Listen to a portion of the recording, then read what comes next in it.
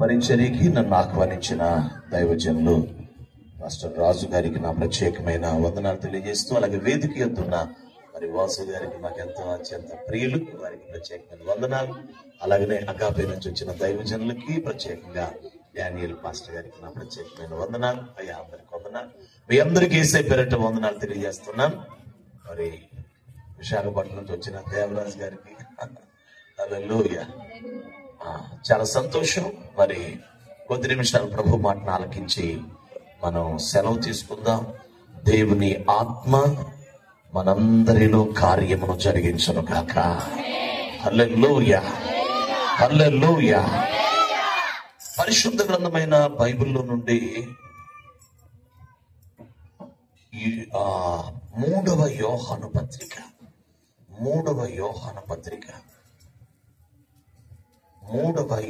పత్రిక అందరికీ తెలిసిన వాక్యం. మొదటి 2 వాక్యాలు.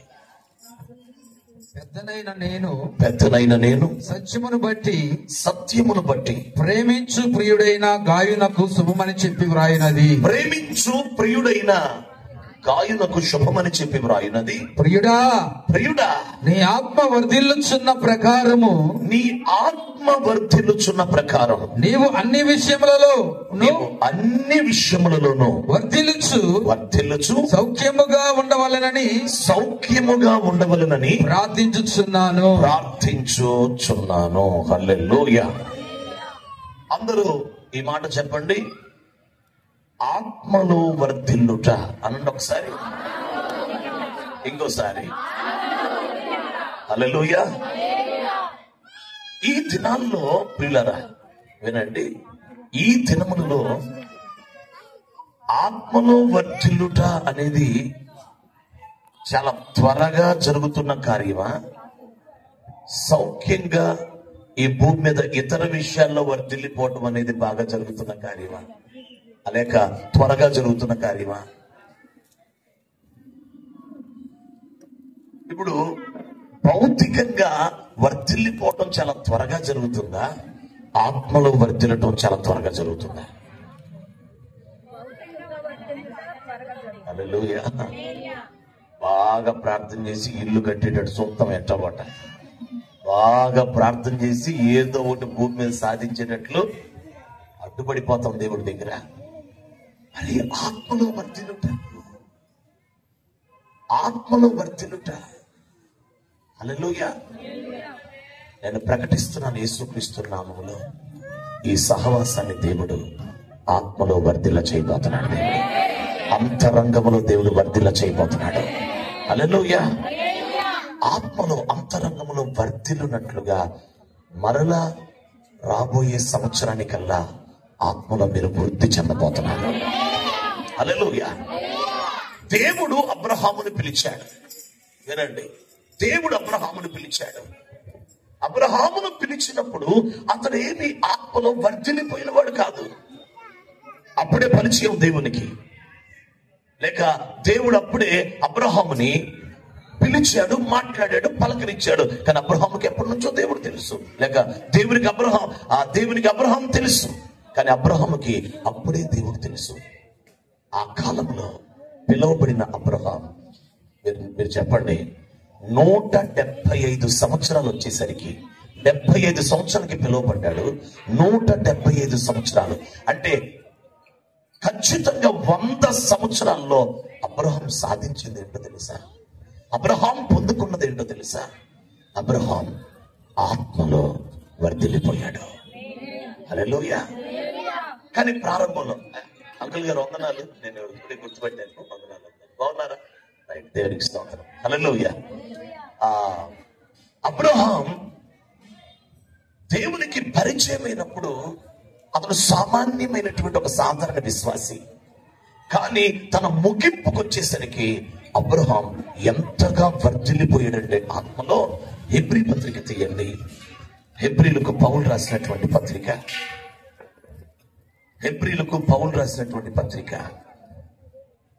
11వ అధ్యాయం 16వ వచనం చూడండి. 11వ అధ్యాయం 16వ వచనం. అయితే వారు మరి శ్రేష్టమైన దేశమును అనగా పరలోక సంబంధమైన దేశమును కోరుచున్నారు. అందుచేత తాను వారి దేవుడునని అనిపించుకొనుటకు దేవుడు వారిని గూర్చి సిగ్గుపడడు. ఎలయనగా ఆయన వారి కొరకు ఒక పట్టణము సిద్ధపరిచి ఉన్నాడు. హల్లెలూయా. అందరి మాట చెప్పండి. వారి దేవుడునని అనిపించుకున్నటకు ఆయన సిగ్గుపడడం. ఆత్మ సంబంధంగా అబ్రహాం ఏ స్థాయికి తన అంతరంగంలో చేరి ఉంటే దేవుడు అంటున్నాడు, నేను అబ్రహాం గురించి అబ్రహాము దేవుడునని నేను అనిపించుకున్నటకు నేను సిగ్గుపడనంటున్నాడు దేవుడు. హల్లెలూయా, హల్లెలూయా. అమ్మా నా వైపు చూడండి. అబ్రహాము తర్వాత ఇస్సాకు పుట్టాడు. ఇస్సాకుకు దేవుడు కనపడి నేను నీ తండ్రి దేవుణ్ణి అని చెప్పాడు. హల్లెలూయా. ఇస్సాకు తర్వాత యాకోబుకు దేవుడు కనపడి నేను అబ్రహాము దేవుణ్ణి ఇస్సాకు దేవుణ్ణి అన్నాడు.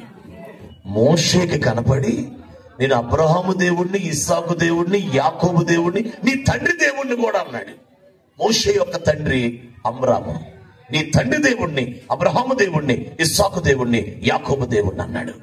ఇంకలా ముందుకు వెళితే నేటి వరకు కూడా అబ్రహాము దేవుడను అని పిలిపించుకున్నటకు దేవుడు సిగ్గుపడలా. ఈ రోజు ఈ కూడికలో కూడా ఆయన అబ్రహాము దేవుడని పిలువబడుతున్నాడు. ఆయన ఈ కూడికలో కూడా ఆయన కనపరచబడుతున్నాడు. దేవునికి స్తోత్రం.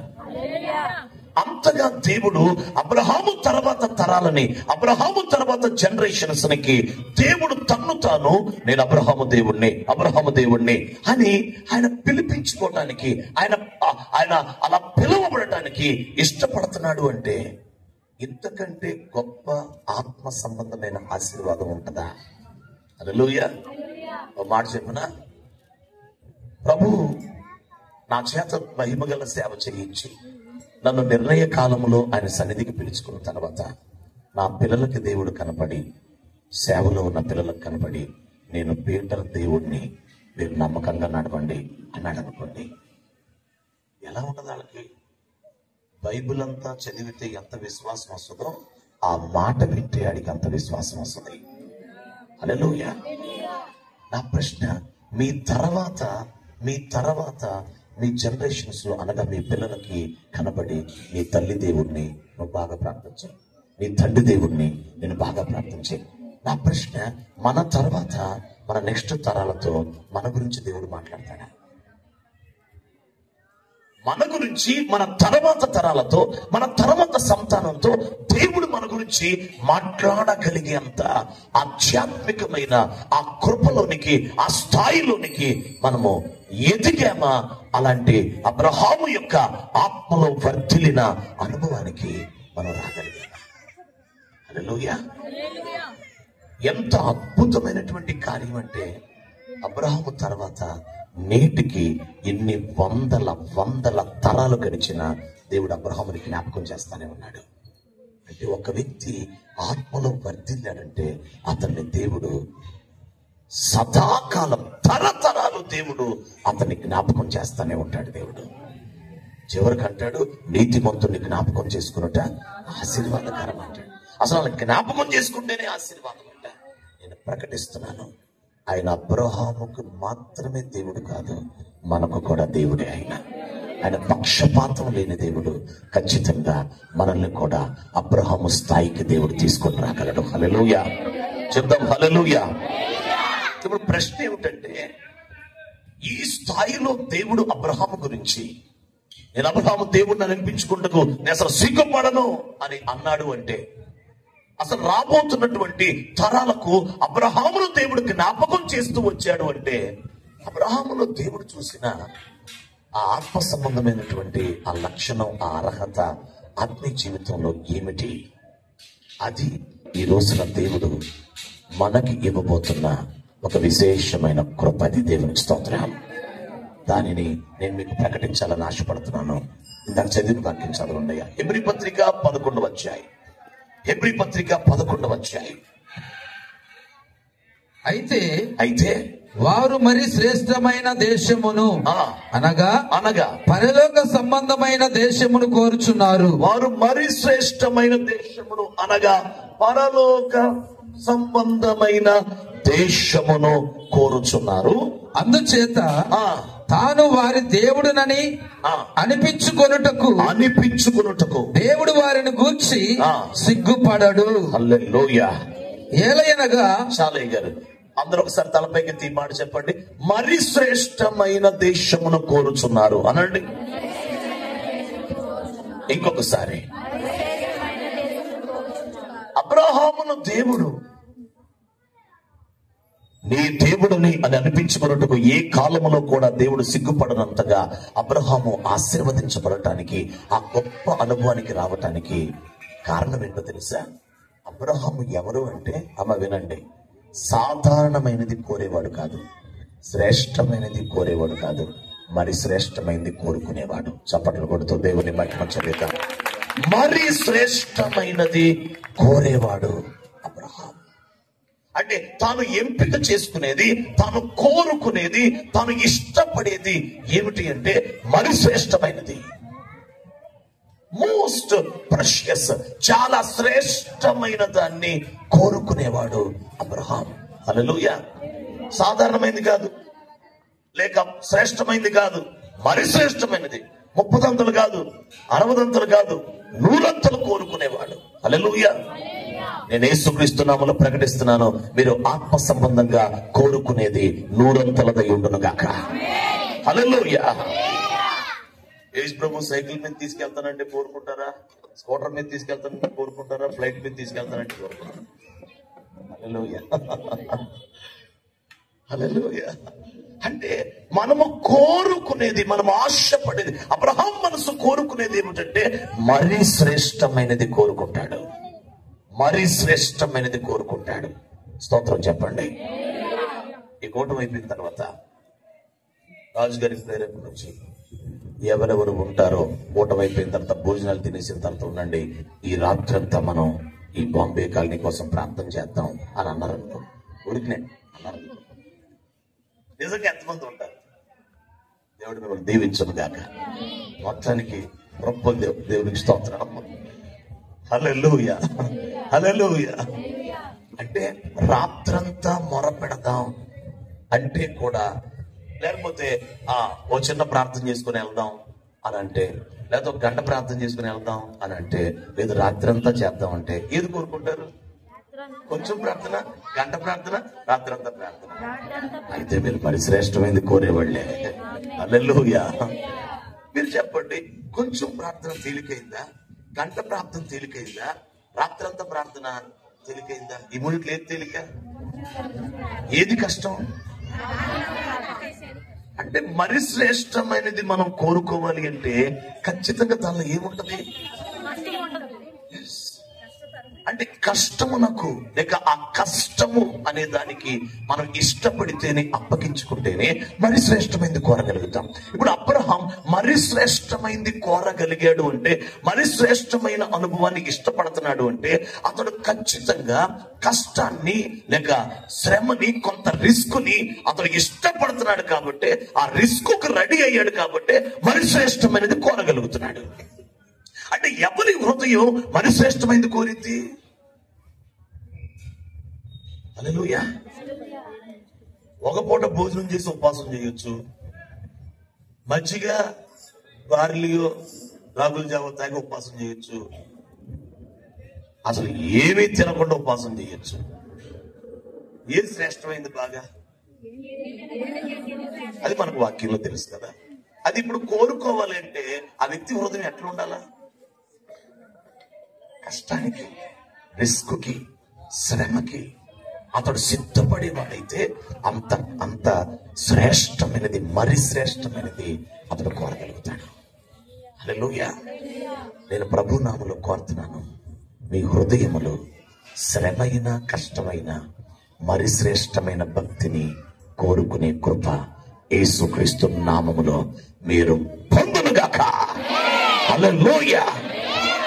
అంటే సాధారణమైనది కోరే కాలంలో మనం లేం, శ్రేష్టమైనది కోరే కాలంలో మనం లేం. మరి శ్రేష్టమైంది కోరే కాలంలో ఉన్నాం. అబ్రహమా, అబ్రహమా, నీ దగ్గర ఉన్నటువంటి బంగారంలో దీన్ని తీసుకొచ్చి కానుకివ్వు, అర్పించు, చిన్న విషయమే. ఒక గొర్రెని తీసుకొచ్చి అర్పించు, చిన్న విషయమే. నీ కొడుకుని అర్పించేయి, నీ కుమారుని తీసుకొచ్చి అర్పించేయి. అదేమిటి? చాలా మరి శ్రేష్టమైనది అది. హల్లెలూయా. అంటే దానికి ఏం కావాలంటే పెట్టుబడి, దానికి ఏం కావాలంటే శ్రమ, దానికి కొంత త్యాగం అవసరమై ఉంది, దానికోసం కొంత పెట్టుబడి అవసరమై ఉంది. హల్లెలూయా, హల్లెలూయా. ప్రతి మరి శ్రేష్టమైన దానిని కోరే ప్రతి ఒక్కరూ కూడా ఖచ్చితంగా కొంత రిస్క్ కి, కష్టానికి, శ్రమకి అప్పగించుకుంటే తప్ప మరి శ్రేష్టమైన దాన్ని కోరలేరు. హల్లెలూయా. భక్తిలో మరి శ్రేష్టమైంది కోరాలి అంటే ఖచ్చితంగా ఆ విషయంలో ఆ శ్రమకి, రిస్క్ కి మనం రెడీ అవ్వాల్సిందే, ఆ పెట్టుబడికి మనం రెడీ అవ్వాల్సిందే. హల్లెలూయా చెప్పండి. హల్లెలూయా, హల్లెలూయా. ఇప్పుడు అబ్రహాము ఆత్మలో అంతగా వర్ధిల్లిపోయాడు అంటే కారణం అతడు ఖచ్చితంగా మరి శ్రేష్టమైన దాన్ని కోరేవాడు. దేవునికి స్తోత్రం. అతడు ఏమేమి కోరాడు అనే విషయాన్ని ఊరికి నెల జ్ఞాపకం చేస్తాను, వినండి. ప్రారంభ మాటలు వినండి జాగ్రత్తగా. అతడు ఏమేమి కోరుకున్నాడు అనే విషయాలను ఆలోచిస్తే విశ్వాసం అనండి అందరూ. ఎలాంటి విశ్వాసం? సాధారణమైనదా, శ్రేష్టమైనదా? మరి శ్రేష్టమైనది. మరి శ్రేష్టమైన విశ్వాసం అంటే ఏంటో తెలుసా? ఎక్కడికి వెళ్ళాలో చెప్పడం, ఆ ప్రదేశం పేరు చెప్పడం, నువ్వు వెళ్ళు అంటాడు అంతే. వెళ్ళు అన్నందుకే బయలుదేరిపోయాడు. పలానా చోటకి వెళ్ళు అని బయలుదేరితే శ్రేష్టమైనదే. అసలు ఎక్కడికి వెళ్ళాలో చెప్పకుండా బయలుదేరమంటే అప్పుడు కూడా బయలుదేరిపోతే దాన్ని ఏమంటారు? శ్రేష్టమైన.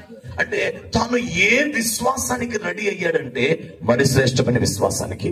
ప్రభు నువ్వు వెళ్ళమన్నావు, ఎక్కడికి వెళ్ళమంటావు చెప్పేదాకా వెళ్ళనని ప్రార్థన చేయలా, వెళ్ళమన్నావు వెళ్ళిపోతాను. ఎందుకని అంత విశ్వాసం వచ్చింది అబ్రహాముకి? అంత మరి శ్రేష్టమైనది కోరి అంత విశ్వాసంలోనికి అబ్రహాము రావటానికి కారణం ఏమిటి? హల్లెలూయా. జాగ్రత్తగా వినండి. దానికి కారణం ఏంటో తెలుసా? అతడు వినిన స్వరం, అతడు వినిన మాట. నేను దేవుని స్వరము విన్నాను. అదేమిటంటే నీవు నీ తల్లిదండ్రుల నుంచి, నీ బంధువుల నుంచి, నీ దేశము నుంచి నువ్వు బయలుదేరి వెళ్ళు, నువ్వు వెళ్ళు, బయలుదేరి వెళ్ళు. అంటే ఇప్పుడు అబ్రహాముకి వెళ్లే స్థలం గురించి నమ్మకం కాదు, అసలు అబ్రహాము నమ్మకం ఏమిటంటే తాను వినిన స్వరం మీద నమ్మకం ఉండడానికి. నేను వినింది దేవుని స్వరం, నేను వినింది దేవుని వాయిస్ నేను విన్నాను, ఆ శబ్దం నేను విన్నాను. కాబట్టి వెళ్ళు అన్నది నేను వినిన స్వరం నిజం. కాబట్టి ఎక్కడికి వెళ్ళాలో, ఎక్కడికి ఆగాలో ఆయన మరలా చెప్తాడు. నేను అక్కడ ఆగుతాను, అక్కడికి వెళతాను అంటే ఆ వినిన స్వరం మీద అతడు నమ్మకం కలిగి అతడు బయలుదేరిపోయాడు. హల్లెలూయా. నేను ప్రకటిస్తున్నాను, ఈ కడవరి రోజుల్లో, చివరి రోజుల్లో మన విశ్వాసం మరి శ్రేష్టమైన విశ్వాసం అయి ఉండాలి. హల్లెలూయా. మన సమర్పణ మరి శ్రేష్టమైన సమర్పణ అయి ఉండాలి. హల్లెలూయా. వినండి, ఇంతగా వర్ధిల్లిపోయినటువంటి అబ్రహాముని దేవుడు ఏం చేశాడో తెలుసా? హల్లెలూయా. అబ్రహాముని ఒక జనాంగానికి, ఒక సంతానానికి అతనిని మూల పురుషుడిగా మార్చాడు దేవుడు. మరి శ్రేష్టమైనది కోరేవాడిని మూల పురుషుడిగా మార్చాడు దేవుడు. అంటే అబ్రహాములో నుంచే సంతానం వచ్చేటట్లు, అంటే విశ్వాసానికి మూల పురుషుడయ్యాడు, విశ్వాసానికి మూల పురుషుడయ్యాడు, సమర్పణకి మూల పురుషుడయ్యాడు. అతడు మూల పురుషుడు అవటానికి కారణం ఏమిటంటే అబ్రహాము మరి శ్రేష్టమైంది కోరినవాడు. దేవునికి స్తోత్రం. నేను ప్రకటించిన మీ తర్వాత మీ ఇంట్లో ప్రార్థన అనేదానికి నిన్ను మూల పురుషురాలుగా చేయాలి దేవుడు, నిన్ను మూల పురుషుడిగా చేయాలి దేవుడు. పరిశుద్ధత అనే అనుభవానికి మీరు మూల పురుషులు అవ్వాలి. దేవునికి భయపడుట, భయభక్తులు అనే దానికి మూల పురుషులు అవ్వాలి. దేవునికి స్తోత్రం. హల్లెలూయా. ఏదైనా ఒక ఆత్మ సంబంధమైన భక్తి అనుభవానికి మనమే మన ఇంట్లో మూల పురుషులుగా దేవుని చేత చేయబడాలి అంటే మన దగ్గర నుంచే అది ప్రారంభం అవ్వాలి. అంటే మన దగ్గర నుంచే ఆ ఆధ్యాత్మిక అనుభవం వారు పొందుట, ఇంట్లో కొనసాగుట ఒక కృపగా మొదలవ్వాలి అంటే మనం మరి శ్రేష్టమైనది కోరేవారిగా, దాని కొరకు ఎంత రిస్క్ అయినా చేసేవారిగా, ఎంత పెట్టుబడైనా పెట్టేవారిగా, ఎంత కష్టమైనా పడేవారిగా మనం ఉండాలి. దేవునికి స్తోత్రం. ఓ తల్లి కనుక తెల్లవారుజాము లేచి ప్రతి రోజు బిడ్డకి ఓహొచ్చిన తర్వాత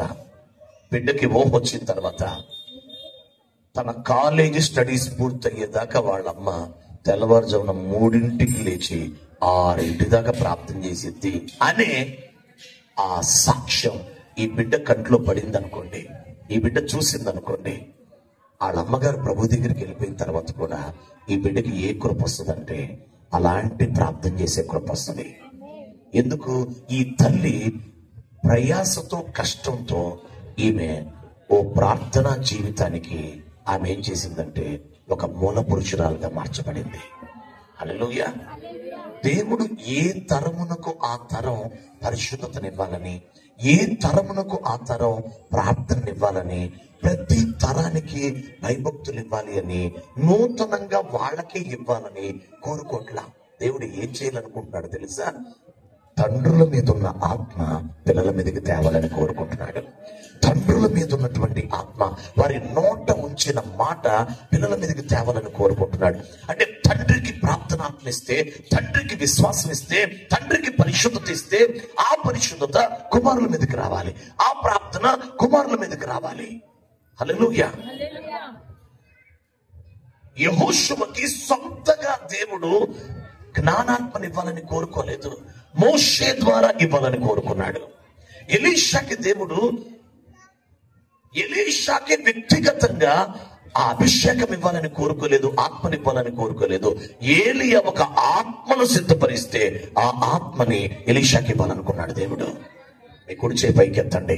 యేసుక్రీస్తు నామములో మీ పిల్లలకి, మీ కుటుంబాలకి మీరు ఒక ఆత్మ సంబంధమైన భక్తిని సిద్ధపరచుదురుగాక, ఒక ఆత్మ సంబంధమైన కృపని మీరు ప్రిపేర్ చేయుదురుగాక. చప్పట్లు కొడుతూ దేవుని మహిమ చెల్లిద్దాం. హల్లెలూయా, హల్లెలూయా. అబ్రహాం ఆత్మలో వర్ధిల్లాడు, అబ్రహాం భౌతికంగా వర్ధిల్లాడు, అబ్రహాం అన్ని విషయాల్లో వర్ధిల్లాడు. అబ్రహాము దేవుడిని అనిపించుకోవడానికి సిగ్గుపడలేదు. ఇలా అబ్రహాము వర్ధిల్లిపోయాడు. దేవునికి స్తోత్రం. హల్లెలూయా. ఇప్పుడు చాలా జాగ్రత్తగా వినండి. ప్రతి ఒక్కరూ ఆత్మీయ జీవితంలో వర్ధిల్లాలి అంటే, ఒక ఎగ్జాంపుల్ గా మీకు వర్ధిల్లిన అబ్రహాముని మీ ముందుకు తీసుకొని వచ్చాను. అయితే వాక్యానుసారంగా మనం ఎట్లా నడుచుకుంటే ఆత్మీయంగా వర్ధిల్లుతామో కొన్ని లేఖనాలు మీ ముందుకు తీసుకొని వస్తాను. చూడండి, దినవృత్తాంతముల రెండవ గ్రంథం, దినవృత్తాంతముల రెండవ గ్రంథం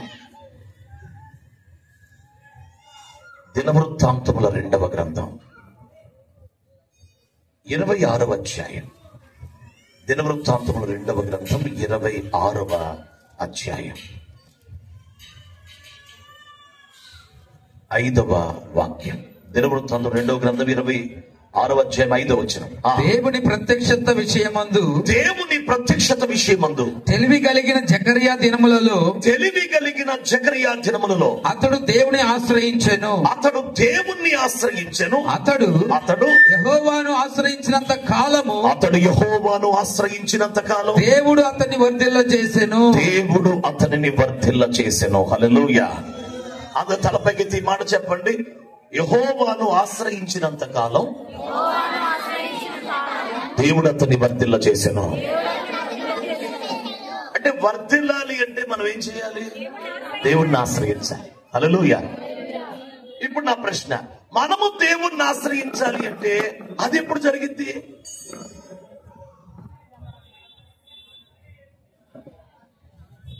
ఇప్పుడు ఒక ఉద్యోగం రావాలి, ఒక అద్భుతం జరగాలి, ఒక ఇల్లు కట్టాలి, ఓ అప్పు తీరాలి, ఒక సమస్య పోవాలి, కుటుంబంలో నెమ్మది కావాలి, సమాధానం కావాలి అంటే వాటి కోసం మనం దేవుణ్ణి ఆశ్రయిస్తాం. ఎప్పుడైతే వాటి కొరకు మనం దేవుణ్ణి ఆశ్రయిస్తున్నామో వాటిని మనం సంపాదించుకోగలుగుతున్నాం. హల్లెలూయా. ఇప్పుడు మనం వర్ధిల్లుటకు కూడా ఆశ్రయించినప్పుడు, అలా ఆశ్రయించుటకు మనం ముందుకు రావాలి అంటే ఏం జరగాలి? అందులో ఆత్మలో వర్ధిల్లుటకు మనము దేవుణ్ణి ఆశ్రయించాలంటే, భౌతికంగా వర్ధిల్లటానికి దేవుణ్ణి మనం ఆశ్రయిస్తే భౌతికంగా మనం దీవించబడుతున్నాం. మరి ఆత్మలో వర్ధిల్లటానికి ఆశ్రయించాలి అంటే, హల్లెలూయా, అందరూ ఈ మాట చెప్పండి, దేవుని ప్రత్యక్షత విషయమందు తెలివి కలిగిన జకరియా దినములలో అతడు యెహోవాను ఆశ్రయించి వర్ధిల్లెను. నా వైపు చూడండి. ఒక వ్యక్తి ఆత్మలో వర్ధిల్లాలి అంటే, అంతరంగంలో వర్ధిల్లాలి అంటే, దేవునికి స్తోత్రం. ఇక్కడ ఒక మాట చెప్తాను వినండి. మనస్సులో వర్ధిల్లటం, హృదయములో వర్ధిల్లటం, మనస్సాక్షిలో వర్ధిల్లటం, ఆత్మలో వర్ధిల్లటం, శరీరంలో వర్ధిల్లటం, ఇవన్నీ కలిపితే ఆత్మీయంగా వర్ధిల్లటం. హల్లెలూయా. మనస్సులో వర్ధిల్లాలి, మనస్సులో వర్ధిల్లాలి. దేవునికి స్తోత్రం. మన ఆలోచనలో, మన ఊహల్లో, మన ఆశల్లో, మన ఆవేశాల్లో, మన తెలివిలో, మన నిర్ణయాల్లో, సమస్తములో మనం వర్ధిల్లాలి. ఆలోచనలో నాకు చెడ్డ ఆలోచనలు వస్తున్నాయంటే అది వర్ధిల్లిన మనసు కాదు. నాకు చెడ్డ ఊహలు వస్తున్నాయంటే అది వర్ధిల్లిన మనసు కాదు. నేను చాలా అప్సెట్ అయిపోయి కృంగిపోతున్నాను, నాకు దిగులొచ్చి తలనొప్పి వచ్చి ఓ పక్కంతా నొప్పి వచ్చేస్తుంది నాకు అంటే వాళ్ళ ఆత్మలో వర్ధిల్లి, మనసులో వర్ధిల్లినట్టు కాదు. హల్లెలూయా, హల్లెలూయా. పౌలు శీలని జైల్లో వేసి కొండల్లో బిగించి గాయాలతో రక్తం కారిపోతుంటే ఇదేం సేవ బాబా, అసలు ఈ గాయాలు, ఈ మామూలు ఈ రక్తం అంతా కారిపోతుంది, ఎట్ చేయాలి నాయన అని దిగులతో లేరు వాళ్ళు. వాళ్ళు అద్భుతమైన పాటలు పాడి కీర్తించి గణపరిస్తే దేవుడే దిగొచ్చేసాడు జైల్లోకి. అందుకేగా భూకంపం వచ్చింది అక్కడ. మీకు ఎక్కడన్నా భూమి కదిలిందా, భూకంపం వచ్చిందా? దేవుడు వస్తేనే జరిగింది అది. సీనాయి కొండ మీదకి దేవుడు వస్తేనే భూకంపం వచ్చింది. హోరేబు కొండ మీదకి దేవుడు దిగొస్తేనే ఏలియా కాలంలో భూమి కంపించింది. ఆది సంఘములో వాళ్ళు ప్రార్థన చేస్తే భూమి కంపించిందంటే దేవుడు వచ్చాడు. అంటే పౌలు శీలలు పాటలు పాడి కీర్తించినప్పుడు దేవుడు దిగొచ్చాడు గనుక, ఆ జైల్లో సంచరించాడు గనుక అక్కడ పునాదులు కదిలిపోయినాయి. హల్లెలూయా. వారి సంఖ్యలన్నీ ఓడిపోయినాయి దేవుని సన్నిధిలో. మరి వీళ్ళు ఏ రకంగా మనసులో దిగులు, మనసులో బాధ, మనసులో విచారంతో పౌలు పోస్తులు లేరు. పౌలు శీలలు వారు మనసులో వర్ధిల్లున్నారు. అంటే అప్సెట్ అవ్వటం అనేది లేదు అసలు సేవకుడికి. అప్సెట్ అవ్వటం అంటే మైండ్ లో కృంగిపోవటం, నిరాశ అనేది అపోస్తులకు లేదు అసలు. దేవునికి స్తోత్రం. నేను ఒక మాట చెప్పిన, భారం కలిగి ఉండటం వేరు, దిగులుతో ఉండటం వేరు. భారం వేరు. భారంతో కూడా కన్నీళ్లు వస్తాయి, దిగులుతో కూడా కన్నీళ్లు వస్తాయి. భారంతో వచ్చే కన్నీళ్లు ఆరోగ్యం ఏం పాడు చేయదు. దిగులు పడి ఏడితే ఆరోగ్యం అంతా చేరిపోతాయి. దేవునికి స్తోత్రం. హల్లెలూయా. మనస్సులో వర్ధిల్లుట, హృదయములో వర్ధిల్లుట, మనస్సాక్షిలో వర్ధిల్లుట, ఆత్మలో వర్ధిల్లుట, శరీరములో వర్ధిల్లుట, ఇవన్నీ అర్జెంటుగా ప్రభు రాకడ కల్లా మనం వర్ధిల్లిపోవాలి. మనం సంపూర్ణమైపోవాలి, రెడీ అయిపోవాలి. చదవండి దెస్సలోనికీయులకు పౌలు రాసిన మొదటి పత్రిక 5:23. దెస్సలోనిక సంఘానికి పౌలు రాసిన మొదటి పత్రిక 5:23, 5:23. చదవండి అన్న. సమాధానకర్తయగు దేవుడే మిమ్మును సంపూర్ణముగా పరిశుద్ధపరచును గాక. మీ ఆత్మ జీవం శరీరం మన ప్రభువైన యేసుక్రీస్తు రాకడ యందు నిందారహితముగాను సంపూర్ణముగాను ఉండినట్లు కాపాడబడును గాక. మిమ్మును పిలుచువాడు నమ్మకమైన వాడు గనుక అలాగు చేయును. హల్లెలూయా. అందరు తలపైకి ఎత్తండి. మళ్ళీ పిలిచిన వాడు ఎవరమ్మా? కొంచెం మంచిగానండి, మీరు నమ్మకంగా అనండి. కాబట్టి ఏం చేస్తాడు? అలాగు చేయును. ఎలాగు చేయును? నా వైపు చూడండి. ఆత్మ, జీవం, శరీరం నిందారహితంగా, పరిశుద్ధంగా, సంపూర్ణంగా చేసేస్తాడంట. చేసి కాపాడతాడంట. అయ్యా ఆయన నమ్మకమైన వాడు, నా పిల్లడికి ఉద్యోగం ఇస్తాడయ్యా, వెరీ గుడ్. ఆయన నమ్మకమైన వాడు నాకు ఆరోగ్యం ఇస్తాడయ్యా, ఆయన నమ్మకమైన వాడు నన్ను కాపాడతాడయ్యా, ఆయన నమ్మకమైన వాడు నన్ను నిలబెడతాడయ్యా. మాలాంటి సేవకులం అయితే దేవుడు నమ్మకమైన వాడు మా సేవని ఆశీర్వదిస్తాడు, ఆయన నమ్మకమైన వాడు మా సేవను విస్తరింపజేస్తాడు, నమ్ముతాం. కానీ నా ప్రశ్న ఏమిటంటే, పిలిచిన వాడు నమ్మకమైన వాడు కనుక అలాగూ చేయను. ఏ విషయంలో నమ్మకమైన వాడు అంటే, మనం నమ్ముతున్నటువంటి సామాన్యమైన విషయాలే కాదు, ఆయన మరొక కోణంలో కూడా నమ్మకమైన వాడు. అదేమిటంటే, నీ ఆత్మ, నీ జీవం, నీ శరీరం సంపూర్ణంగా పరిశుద్ధపరిచి నిందారహితంగా మార్చి యేసుక్రీస్తు రాకడలో కాపాడుటకు సంపూర్ణులుగా చేయుటకు నమ్మకమైన దేవుడు ఆయన. ఎంతమంది నమ్మకమైన దేవుడిని నమ్ముతున్నారు? హల్లెలూయా. ఏం చేస్తాడమ్మా? మన ఆత్మని, జీవాన్ని, శరీరాన్ని సంపూర్ణంగా మారుస్తాడు, సంపూర్ణంగా పరిశుద్ధపరుస్తాడు, నిందారహితంగా మారుస్తాడు. హల్లెలూయా, హల్లెలూయా. అలా చేస్తేనే వారు గొర్రెపిల్ల భార్య, వారు వధువు సంఘం, వారు ఎత్తబడే సంఘం, వారు దేవుని కుమారులు, వారే రాజులైన యాజక సమూహం, వారే యుగయుగాలు దేవునితో కలిసి ఏలుబడి చేసేవాళ్ళు. ఎవరు? ఆత్మలో, మనస్సులో అనే జీవములో, అలాగే శరీరములో సంపూర్ణంగా పరిశుద్ధపరచబడి నిందారహితంగా మార్చబడి వారెవరైతే సంపూర్ణులు అవుతారో వారిని దేవుడు తన రాకడలో తీసుకుంటాడు. హల్లెలూయా. యేసుక్రీస్తు నామములో నేను ప్రకటిస్తున్నాను, ఈ పరిచర్యలో ఆత్మలో వర్ధిల్లుట మొదలగును గాక. ఆత్మలో వర్ధిల్లుట నమ్మకమైన దేవుడి ద్వారా జరుగును గాక. ఇప్పుడు ప్రశ్న, ఇలా ఆత్మలో వర్ధిల్లాలి అంటే ఇందాక వాక్యం చదివాం మనం. ఉజ్జియా అనే రాజు ఆశ్రయించాడు, వర్ధిల్లాడు. హల్లెలూయా. ఇప్పుడు ప్రశ్న, అతడు ఆశ్రయించటానికి ఆ దినముల్లో ఎవరున్నారంటే, వాక్య ప్రత్యక్షత యందు తెలివి కలిగిన జకరియా దినములలో. దేవునికి స్తోత్రం కలుగును గాక. వాక్య ప్రత్యక్షత యందు తెలివి కలిగిన జకరియా దినములలో. హల్లెలూయా. ఈరోజు నేను హృదయపూర్వకంగా రాజుని ఒక విషయంలో నేను ఆయన కోసం ఒక మాట ప్రవచించాలని ఆశపడుతున్నాను. దేవునికి స్తోత్రం. ఒక మాట పలకాలని ఆశపడుతున్నాను. హల్లెలూయా.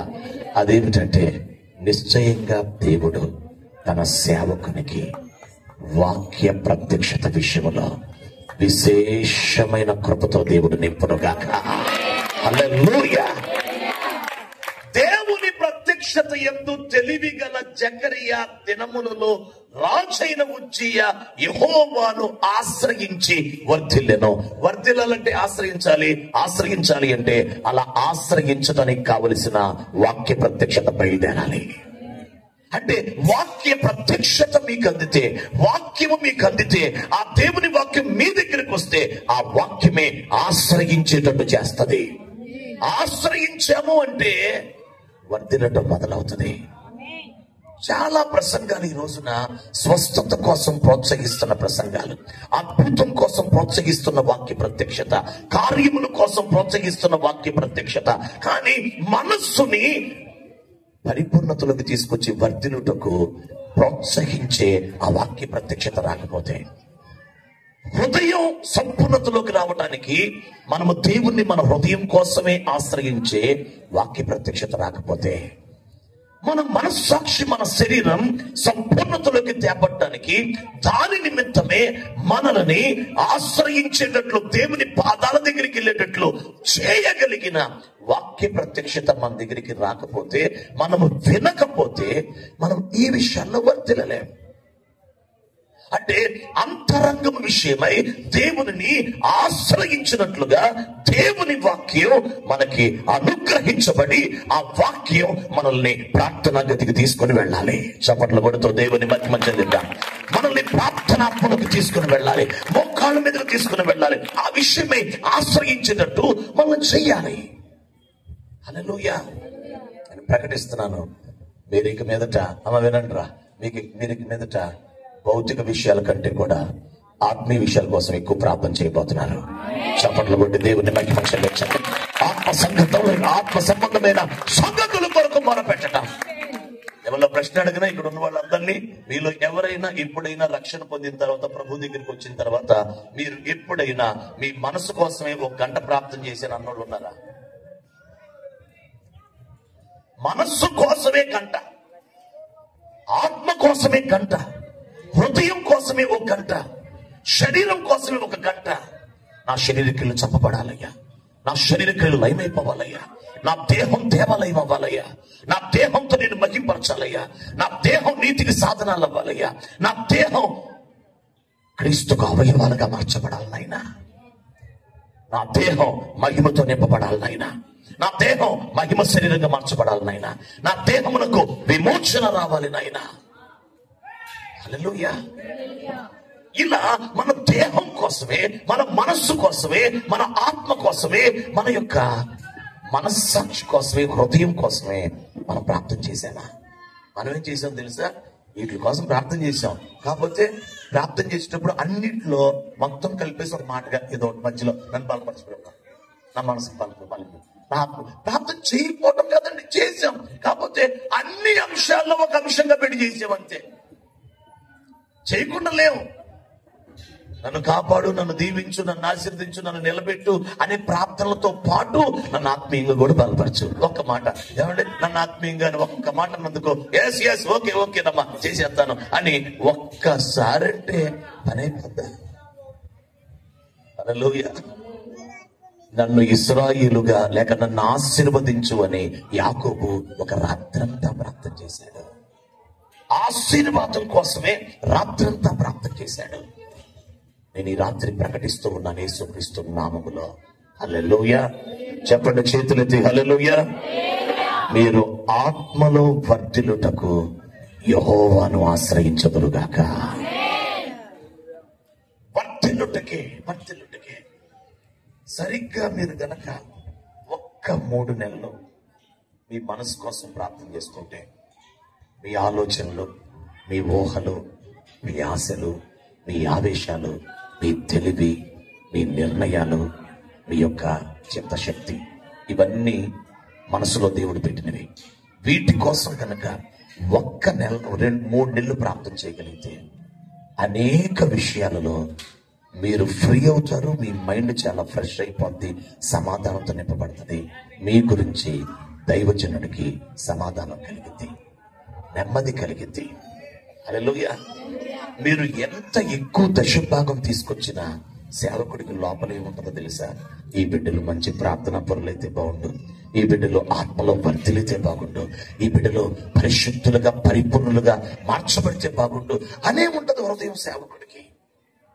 నిజంగా పిలువబడిన సేవకుడికి, నిజంగా ఎంపిక చేయబడిన దైవజనుడికి, నిజంగా దేవుని చేత ఎన్నుకోబడిన సేవకుడైతే అతని అంతరంగంలో విశ్వాస యొక్క ఆత్మీయ ఎదుగుదలే అతనికి ప్రయారిటీగా ఉంటది.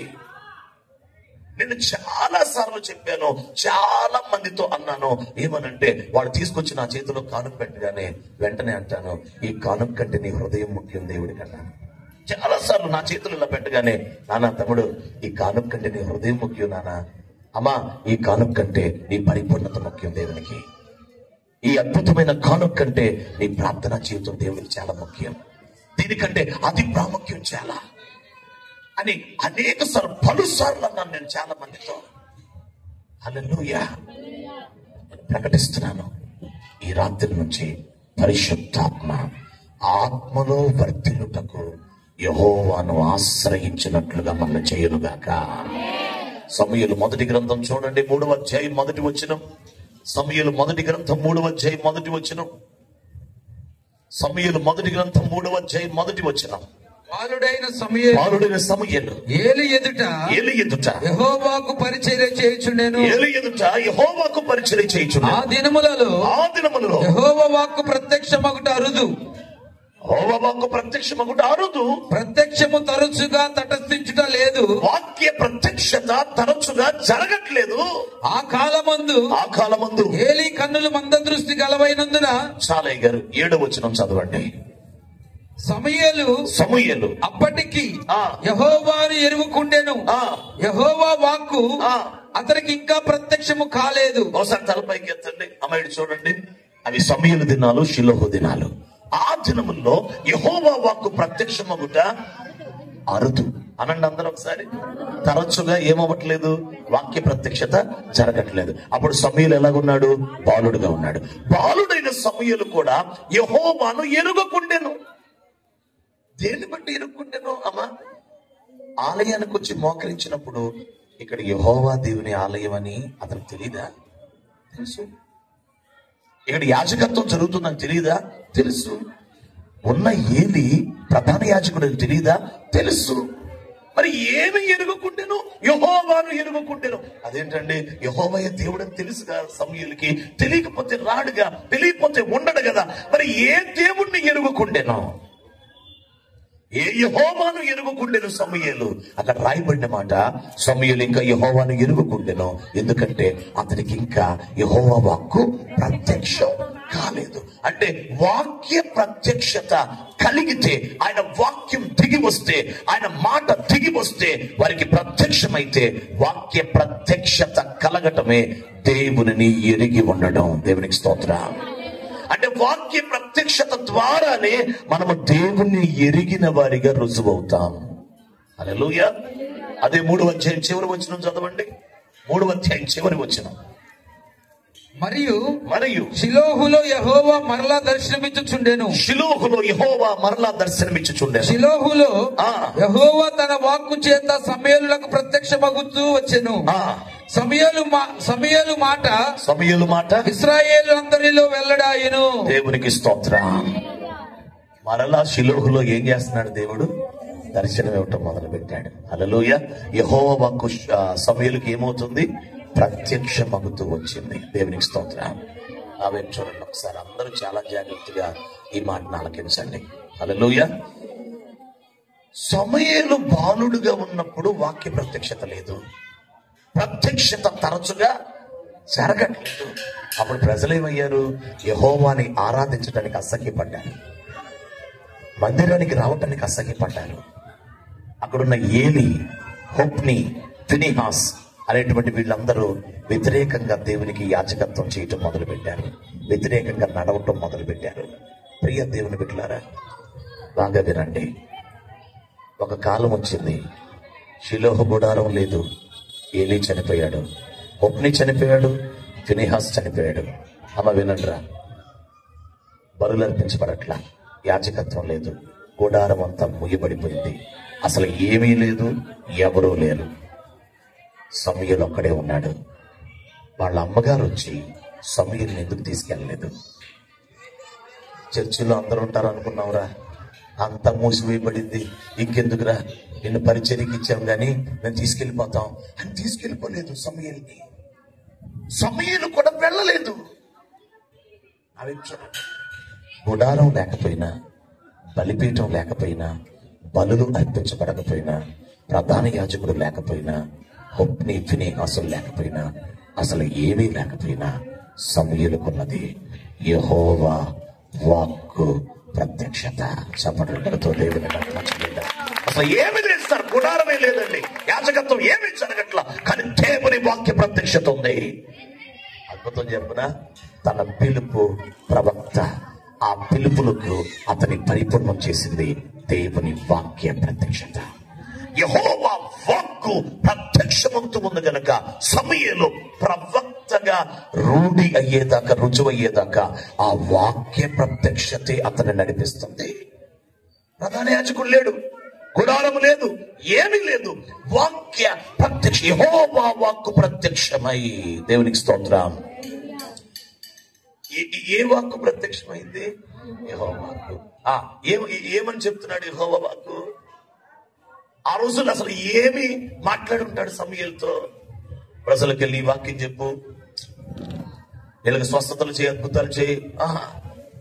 అతనికి ప్రత్యక్షమైనటువంటి వాక్యం తెలుసా? దేవుని బిడ్డలారా వినండి జాగ్రత్తగా. అతనికి ప్రత్యక్షమైన దేవుని వాక్కు, అతనిని దేవుడు ఉన్నత స్థలముల మీదకి వెళ్ళి ప్రార్థనలో గడపమని వాక్య ప్రత్యక్షత అతనికి కలిగింది. ప్రార్థన గుర్చిన వాక్య ప్రత్యక్షత అనండి అందరూ కూడా. ప్రార్థన గుర్చిన యెహోవా వాక్కు అనండి గట్టిగా. ఎక్కడికి? ఉన్నత స్థలముల మీదకి. రామాకి వెళ్ళమనలేదు, వాళ్ళ ఇంటికి వెళ్ళమనలేదు, ప్రార్థనకి ఉన్నత స్థలం ఎక్కమన్నాడు. ఆ ఉన్నత స్థలం మీద అతడు ఆ కాలంలో ఒక్కడే ప్రార్థన చేసేవాడు. ఆ ఊర్లో ఎవరు ప్రార్థన చేసేవాళ్ళు లేరు. కానీ 10వ అధ్యాయంకి వచ్చేసరికి ఎంతమంది తయారయ్యారో తెలుసా? అసలు ఆ ప్రవక్తల సమూహమే కిందకి దిగి వస్తున్నారంట. అప్పుడు సౌలు అనువాడు వారితో పాటు వెళ్లి స్తుతించటం మొదలు పెట్టినప్పుడు సమూయేలు మీద ఆ ప్రవక్తల మీద ఉన్న ఆత్మ సౌలు మీదకి వచ్చాడంట. అంటే ఒక్కడు యెహోవా వాక్కు ప్రార్థనకు తీసుకుని వెళితే మరలా కొద్ది కాలానికి, కొద్ది సంవత్సరాలకి అనేకులైన ప్రార్థించే ప్రవక్తలను దేవుడు సిద్ధపరిచేశాడు. హల్లెలూయా, హల్లెలూయా. రాయబడిన మాట ఏంటో తెలుసా? సమూయేలు ఉండిన దినములన్నిట యెహోవా హస్తము ఫిలిష్తీయులకు విరోధముగా ఉండెను. ఎవ్వరు ఫిలిష్తీయుడు ఇశ్రాయేలు సరిహద్దుల్లోకి రాకుండా ఆపబడిపోయారు, అనపబడిపోయారంట. దేవునికి స్తోత్రం. ఎవరుండిన దినముల్లో? సమూయేలు ఉండిన దినముల్లో. అనండి అందరూ ఒకసారి, ఇంకోసారి అనాలి. సమూయేలు ఉండిన దినముల్లో యెహోవా హస్తము ఫిలిష్తీయులకు విరోధంగా పనిచేస్తూ వచ్చిందంట. శత్రువులు అనపబడిపోయారు. హల్లెలూయా. ఒక రోజున ఈ మాట నేను ఇంకో చోట ఎక్కడో ప్రకటిస్తుంటే సమూయేలు గురించి, సమూయేలు ఉండిన దినముల్లో, సమూయేలు బ్రతికిన దినముల్లో అని నేను ప్రకటిస్తూ ఉంటే నా ఆత్మలో, ప్రసంగిస్తున్న నా ఆత్మలో ఇంకో స్వరం వినపడుతుంది, ఇంకొక మాట వినపడుతుంది. సమూయేలు ఉండిన దినముల్లో, సమూయేలు బ్రతికిన దినముల్లో, సమూయేలు ఉండిన దినముల్లో, సమూయేలు బ్రతికిన దినముల్లో అని మాట్లాడుతుంటే ఒక శబ్దం వినపడుతుంది. ప్రసంగం ఆపేశాను. ఆ విశ్వాసంతో అన్నాను, అమ్మా నేను ఈ మాట చెప్తుంటే నాకు ఇంకొక స్వరం వినపడుతుంది, చెప్పమంటారా అని అడిగాను. ఆ చెప్పండి అన్నారు. అప్పుడు నేను వారికి చెప్పిన మాట, నాకు వినపడిన స్వరం ఏంటో తెలుసా?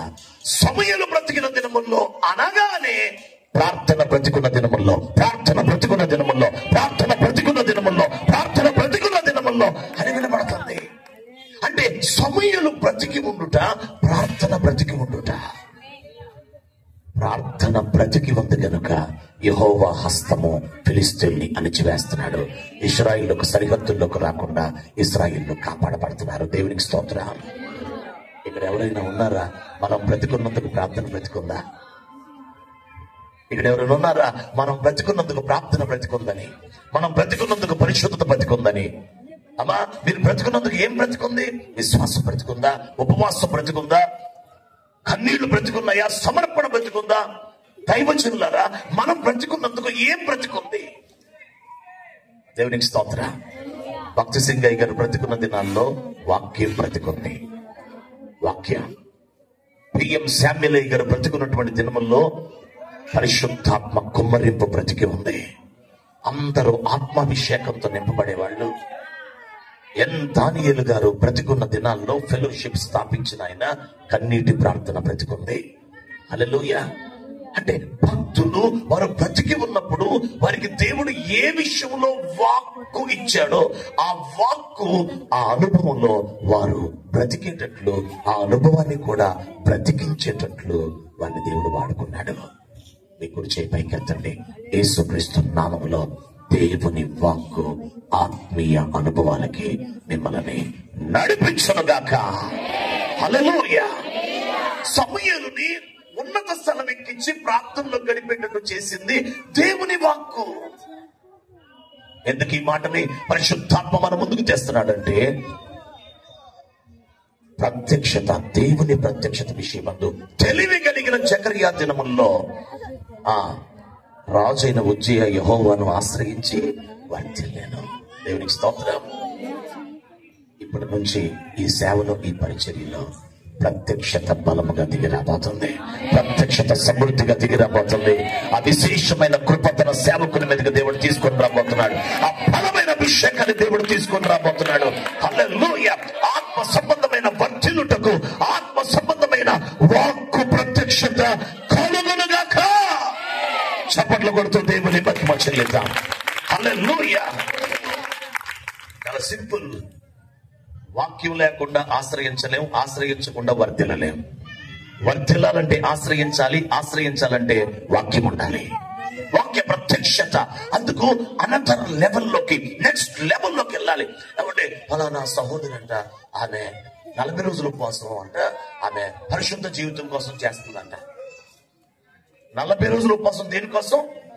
కానీ ఇప్పుడు వినపడుతున్నాయి ఏంటో తెలుసా? అమ్మ నీ 40 రోజుల ఉపవాసం ఎందుకంటే నా పిల్లోడికి ఉద్యోగం కోసం అయ్యా. అమ్మ నీ 40 రోజుల ఉపవాసం దేనికంటే ఇంకో దానికోసం అయ్యా. కానీ మన 40 రోజులైనా 30 రోజులైనా 21 రోజులైనా 10 రోజులైనా ఇంకా ఎన్ని రోజులైనా ఆత్మ సంబంధమైన విషయాల కోసం నా మనసు నెమ్మది రావడానికి నేను 6 రోజులు ఉపవాసం చేస్తున్నా. నా హృదయంలో నెమ్మది రావడానికి, నా హృదయంలో వాక్యం నిండడానికి, నా హృదయం అంతా దేవుని కృపతో నిండిపోవటానికి, నా హృదయంలో దేవుని ప్రేమ నిండిపోవటానికి, నా హృదయం నుంచి జీవధారలు బయలుదేరటానికి, నా హృదయంలో క్రీస్తు ప్రతిష్ఠించబడటానికి, నా హృదయం నిండిపోవటానికి, అది పొరలటానికి నేను ప్రార్థన చేస్తాను, ఉపవాసం చేస్తాను అనే సాక్ష్యాలు ఏ కాలానికి వినపడతాయి? ఎప్పటికి వినపడతాయి? హల్లెలూయా. మీరు పైనుండి శక్తి పొందే వరకు పట్టణంలో నిలిచి ఉండండి అని చెప్పాడు దేవుడు. మీరు వెళ్ళొద్దని అపోస్తులకు చెప్పాడు. వాడు పట్టణంలో నిలిచి ఉన్నది ఒకే ఒక కారణం, మేడగదిలో ఉన్నది ఒకే ఒక కారణం, పైనుండి శక్తి పొందాలి. హల్లెలూయా. అంతేగాని యేసయ్య వెళ్ళిపోతున్నాడు, మేము పోషించబడాలి, మేము కాపాడబడాలి, మేము కొంచెం ఆర్థికంగా బలపరచబడాలి, దీనికోసం కాదు వాళ్ళు మేడగదిలో గడిపింది. వారు గడిపినది మేడగదిలో పైనుండి శక్తి కోసం. ఈరోజు పరిశుద్ధాత్మ భారం ఏంటో తెలుసా? ఆత్మ సంబంధమైన విషయాల కొరకు మనము యెహోవాని ఆశ్రయించాలి. హల్లెలూయా. చెప్పండి అందరూ హల్లెలూయా, హల్లెలూయా. పిల్లోడికి బాగలేదు అంటే ఎంత కన్నీటి ప్రార్థన వచ్చేస్తుందో, హృదయం బాగలేదంటే అట్లా, భర్తకి బాగలేదు అంటే ఇంకేదో అయిపోతుందంటే ఒకటే దారులు కాలిపోతాయి. కానీ మనసు బాగలేదంటే అదే అట్లా అట్లా. భర్త బాగలేదంటే వచ్చిన ఏడుపు, పిల్లలు బాగలేదంటే వచ్చిన ఏడుపు, ఇంట్లో అప్పులు, ఆర్థికంగా పరిస్థితులు బాగలేదంటే వచ్చిన ఏడుపు, నీ మనస్సాక్షి బాగలేదని, నీ నోరు బాగలేదని, నీ కన్నులు బాగలేదని, నీ మనస్సు బాగలేదని, నీ ఆలోచనలు బాగలేదని, నీ హృదయం బాగున్నప్పుడు రావట్లేదే ఏడుపు. దేనికి మనం ఆశ్రయిస్తున్నాం దేవుణ్ణి? భౌతిక విషయాల కొరకేనా? ఆత్మీయ విషయాల కొరక? వర్ధిల్లుట దేవుడు చెయ్యాలి అంటే అది ఆశ్రయించే వారికే దేవుడు చేస్తాడు. అది కూడా ఏ విషయము కొరకు ఆశ్రయిస్తాము? స్వస్థత కోసం ఆశ్రయిస్తే స్వస్థత, అద్భుతం కోసం ఆశ్రయిస్తే అద్భుతం, ఆత్మలో వర్ధిల్లటం కోసం ఆశ్రయిస్తే ఆత్మలో వర్ధిల్లటం, మనసు కోసం ఆశ్రయిస్తే మనసు కోసం. ఈరోజు ఆస్ట్రేలియాలో దైవజనులు జెఫన్యా శాస్త్రి గారు మొన్న 6వ తారీఖు వెళ్ళారు. 26 దాకా ఉంటారు అక్కడ. వాళ్ళ టైమింగ్స్ ప్రకారం ఈరోజు మధ్యాహ్నం నేను కొల్లిపర ఐఎంజేకి, అటు తెనాలి దగ్గర ఐఎంజేకి వెళ్ళాను సేవకుల గుడికి. అది ముగించుకొని వస్తా కారులో జెఫన్యా శాస్త్రి గారు లైవ్ వస్తుంది, ఆస్ట్రేలియా లైవ్ వస్తుంది. ఓ అయ్యగారు అక్కడ ఉన్నారు, ఏ వాక్యం చెప్తున్నారు ఏందామని పెట్టాం. పెడితే అయ్యగారు ప్రార్థనా జీవితం గురించి చెప్తున్నారు. ప్రార్థనా జీవితం గురించి చెప్తూ ఆయన ఏమంటున్నారంటే, మొదటిదంట విజ్ఞాపన, రెండవదంట ప్రార్థన, మూడవదంట యాచన, ఆ తర్వాత 4వది కృతజ్ఞతాస్తుతులు. ఈ 4 కలిపి సమపాళల్లో చేస్తే అది ప్రార్థనా జీవితం. అసలు ఒక వ్యక్తి ప్రార్థనా జీవితంలో విజ్ఞాపన ఉంటుంది, ప్రార్థనా జీవితంలో రెండోది ఏమిటి? ప్రార్థన ఉంటది, మూడవది ఏమిటి? యాచన ఉంటది, 4వది ఏమిటి? కృతజ్ఞతాస్తుతులు ఉంటాయి. వినండి జాగ్రత్తగా. విజ్ఞాపన అంటే ఇతరుల కోసం చేయటం, ప్రార్థన అంటే వెరీ గుడ్ చెప్పండి మన కోసం. నాకు చూడండి, విజ్ఞాపన గంధపు చెక్క, గోపీ చందనం, జటామాంసి, సాంబ్రాణి సమపాళల్లో తీసుకుని తయారు చేస్తేనే అది ధూపద్రవ్యం, అది ధూప చూర్ణం. 4 సమభాగంలో తీసుకొని చేయాలి. విజ్ఞాపన సమభాగంలో ఉండాలి, ప్రార్థన సమభాగంలో ఉండాలి, యాచన సమభాగంలో ఉండాలి, కృతజ్ఞతాస్తుతులు. విజ్ఞాపన అంటే ఇతరుల కోసం చేసేది, ప్రార్థన అంటే మన కోసం చేసేది, యాచన అంటే ఇవన్నీ ప్రార్థించిన తర్వాత చాలా సేపు ఈ సమభాగాలతో ప్రార్థన, విజ్ఞాపన ఎంతసేపు చేసాము, మన కోసం ఎంతసేపు చేసాము, ఇప్పుడు అంతసేపు బతిమలాడాలి. యాచన అంటే అడుక్కోవటం, యాచకులు అంటే అడుక్కునే వాళ్ళని అర్థం. యేసు ప్రభు యాచన చేశాడు, అడుక్కున్నాడు. గంట సేపు బతిమాలుకుంటాడు. ఇలా మనం గంట చేసామంటే ఇది కూడా గంట బతిమలాడాలి. యాచన. కృతజ్ఞతాస్తుతులు అంటే మళ్ళీ గంట కృతజ్ఞతాస్తుతులు చెప్పాలి. సమభాగములుగా తీసుకున్నదే ధూపద్రవ్యం అవుతుందని పరిశుద్ధ గ్రంథంలో రాయబడింది. ఇప్పుడు ఆలకించండి. ఇతరుల కోసం గంట బాగా చేసేయగలుగుతాం, మన కోసం మనమే ఒక గంట చేయగలుగుతున్నామా? ప్రార్థనా జీవితంలో ఈ 4 ఉంటాయి. వ్యక్తిగతంగా మన కోసం కూడా ఆశ్రయించాలి దేవుణ్ణి. మన కోసం అంటే ఏంటి? మన బాధల కష్టాల కోసం కాదు, నీ ప్రాణ ఆత్మ శరీరాల కోసం, నీ మనసు కోసం, నీ అంతరంగం కోసం, నీ హృదయం కోసం, నీ శరీరం కోసం. అయ్యా, శరీర క్రియలు అప్పుడప్పుడు వచ్చి నన్ను ఇబ్బంది పెడుతున్నాయి అయ్యా, దానికోసం నువ్వు కూర్చోలేదు, ఆశ్రయించలేదు దేవుణ్ణి. ఏంటో మనసులో నండి కొంచెం అంత గలిబిలిగా ఉందండి, నువ్వు దానికోసం ఆశ్రయించలేదు దేవుణ్ణి. నా హృదయం నన్ను మోసం చేసింది, నువ్వు ఆశ్రయించలేదు దేవుణ్ణి. నా వైపు చూడండి, రక్షణ పొందిన మన అంతరంగ పురుషుడేమో, రక్షణ పొందిన మన ఆత్మేమో దేవుడి కోసం ఆశపడుతుంటే మనస్సేమో అడ్డుపడుతుంది, ఒప్పుకోదు. రక్షణ పొందిన ఆత్మేమో దేవుడి కోసం బ్రతకాలంటే శరీరం ఒప్పుకోదు. ఇంత ప్రార్థన చేద్దామంటే శరీరం అంతొద్దులే, కొంచెం చేసేద్దాం సార్. ఆత్మేమో దేవుని కోసం తప్పిస్తుంది, మనస్సేమో ఆ తపనకి చేరట్లా. అంటే ఆత్మకి, మనస్సుకి, శరీరానికి ఐక్యత కుదరట్లా. అసలు మనలో మనకి ఐక్యత లేదు, మనందరికీ ఐక్యత లేదు. అట్లాగుంది పరిస్థితి. మనలో మనకి అంటే మన అంతరంగంలో కూడా మన ఆత్మ, మన మనస్సు, మన శరీరం 3 ఐక్యతలోకి రావాలి. అంతరంగ పురుషుడు రేపు భోజనం లేదు, ఉపవాసం అన్నాడు అనుకో, శరీరం ఎస్ సార్ అనాలి. అందరూ రేపొద్దులే, వచ్చే వారం చేద్దాంలే. ఐక్యత లేదు లోపల, ఐక్యత లేదు లోపల. ఈ అంతరంగ పురుషుడు ఆత్మ వద్దు, ఇప్పుడు కొంచెం గొడవ అయిపోద్ది, నీ నోరు మూసే, ఇక మాట్లాడుతూ నోరు మూసే అని అంతరంగ పురుషుడు అనుకో. అడగపోతే ఎట్ట అసలు? ఇప్పుడు అడగకపోతే ఎట్లా అసలు? అడగకపోతే కుదిరిద్ది అసలు?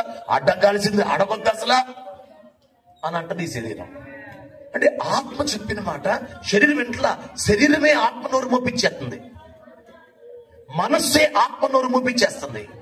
కానీ ఆత్మకు రక్షణ ఉంది, ఆత్మకు బాప్తిసం ఉంది. కానీ ఆత్మ మాట, అంతరంగ పురుషుడి మాట మనసు ఎందు, అంతరంగ పురుషుడి మాట శరీరం ఎందు. ఈ శరీరం వ్యతిరేకంగానే ఉంటది, ఆత్మ మనస్సు వ్యతిరేకంగానే ఉంటది. ఈ పోరాటంతోనే క్రైస్తవ జీవితం ముగించేసి అంతా నీ కృపేనయ్యా, మరి నువ్వే మొత్తం చూసుకోని చచ్చిపోతున్నాడు. దీన్ని పౌలేమన్నాడు తెలుసా? విశ్వాస సంబంధమైన మంచి పోరాటం అన్నాడు. మీరు విశ్వాస సంబంధమైన మంచి పోరాటం పోరాడి నిత్య జీవాన్ని చేపట్టండి. అంటే అంతరంగములో విశ్వాస సంబంధమైన మంచి పోరాటంలో మనం గెలవాలి, విజయం సాధించాలి. హల్లెలూయా.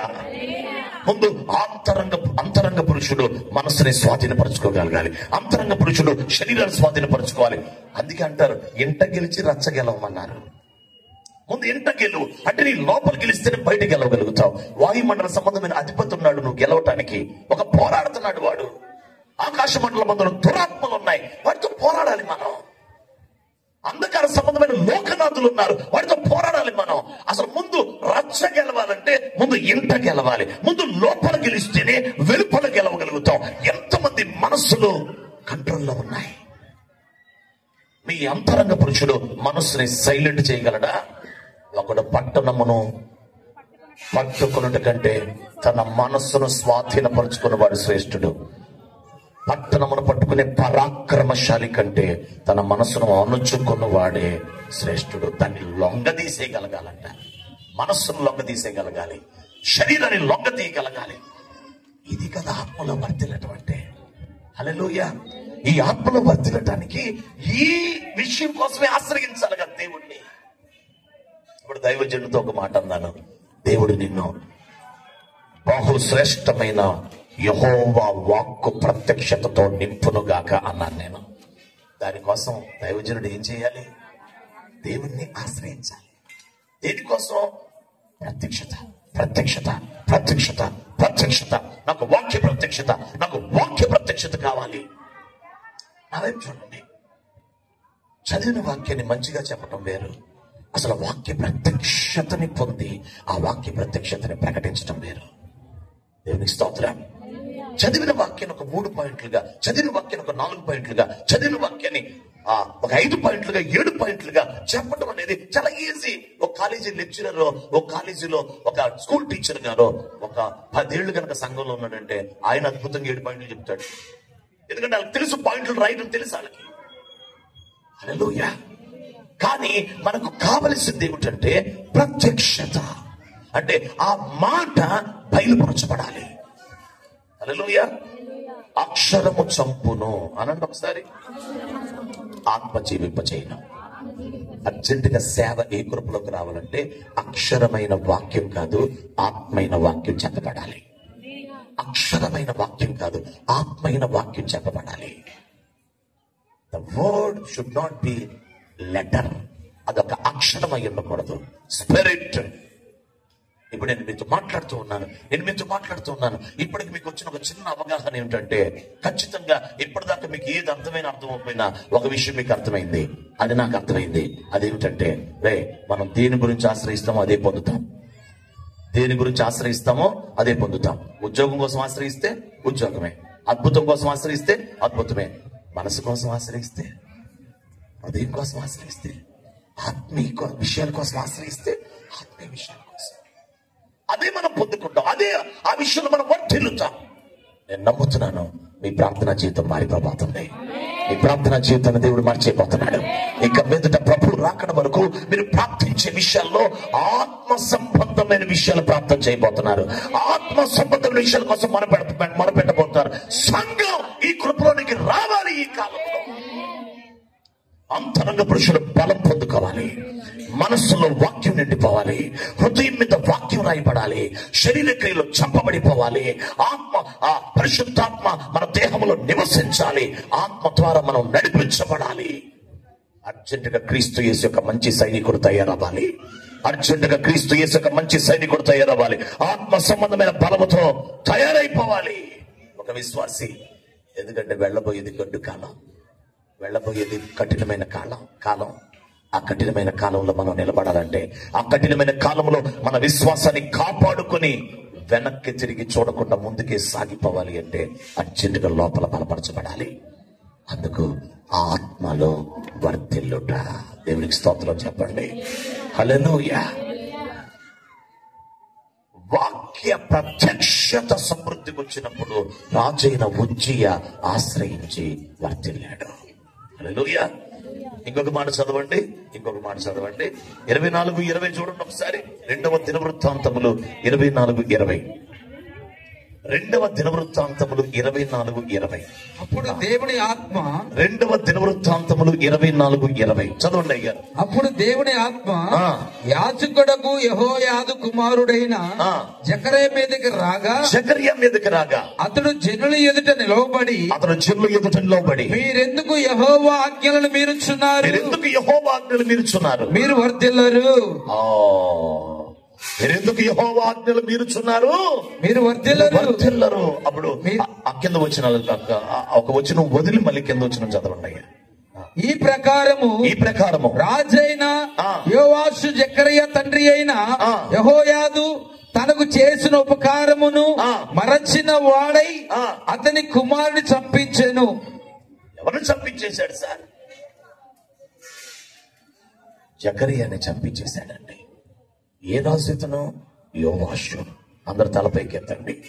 ఏం చెప్పాడో తెలుసా? మీరు ఎందుకు యెహోవా ఆజ్ఞలు మీరుచున్నారు? మీరు వర్ధిల్లరు అన్నాడంతే. మీరు ఎందుకు దేవుని వాక్యమును మీరు విధేయత చూపించట్లేదు? మీరు వర్ధిల్లలేరు అన్నాడు అంతే. రాళ్లతో కొట్టి మందిరములోనే కొట్టి చంపించేశాడు. పాస్టర్ గారిని చంపేశారు. పాస్టర్ గారు లేడిక.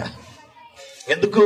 సత్యవాక్యం చెప్పినందుకు, ఉన్న వాక్యం చెప్పినందుకు, సత్యమైనటువంటి బోధ చెప్పినందుకు, ఉన్న సంగతినే సత్యమే మాట్లాడినందుకు రాళ్లతో కొట్టి చంపేశారు పాస్టర్ గారిని.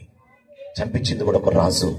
అది కూడా చిన్నప్పటి నుంచి ఎంతో కృతజ్ఞతగా లేక ఎంతో ప్రేమగా మేలు ఉపకారం చేసి పెంచిన యెహోయాదా అనే ఒక యాజకుని కొడుకుని చంపించేశాడు. అరే, చిన్నప్పటి నుంచి వీళ్ళ నాన్నగారు నాకు ఎంత మేలు చేశారు అనే కృతజ్ఞత కూడా లేకుండా ఈ యోవాషు రాజు యెహోయాదా కుమారుడైన జకర్యాని రాళ్లతో కొట్టి చంపించేశాడు.